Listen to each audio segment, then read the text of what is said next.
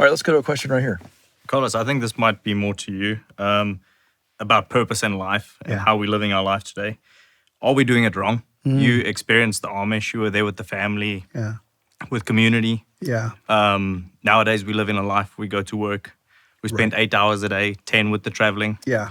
We come home. We spend 7 hours on our phones. Yep. Gives us 8 hours to sleep, maybe an hour with our kids. You're getting it. You were with the Amish and you spent a day with them, and 16 hours a day. They're working as a family, as a community, everyone together.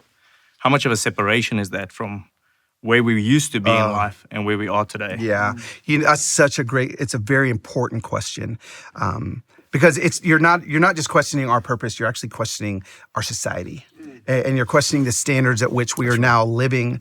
And America in 2025, I believe, is not as healthy as it was before. One of the major reasons is because of family and because how we are so individualistic as a family. Now, listen, that's no fault of our own. This is how we were raised. But when I went and I looked at this multi-generational living, great-grandpa was living in a house that they have. Grandpa was living in this house. They were living here. And grandpa would still walk out into the field every morning, pick up the grass, come over and tell Willis, I feel like the rain's going to do this today.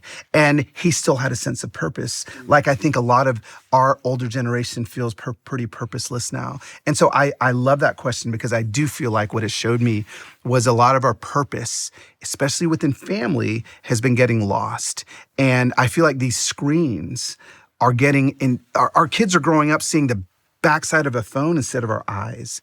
And the more and more that we can show our kids that we're looking at them and we're seeing them, I think it's pretty important. And so, whatever we can do to garner back some of that family time. And then, I think we can make some pretty difficult decisions. I made a very difficult decision last year. This was after the Amish. I never would have done this had I not lived with the Amish. But I bought the house across the street from my house here in Nashville, Tennessee. And I moved my mom and dad. This was the craziest, dumbest idea I've ever had. I moved my mom and dad into that house.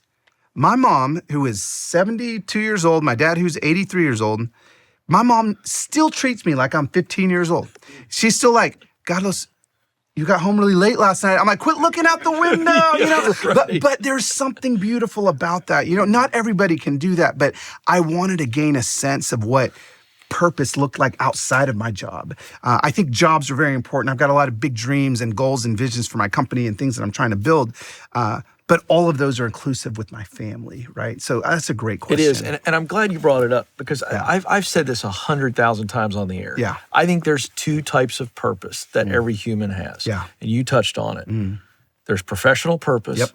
But first and foremost, the bedrock is relational purpose. Absolutely. In other words, I think we were created to relate and create. Come on. Do you like that? I like that. Is that on a t-shirt somewhere?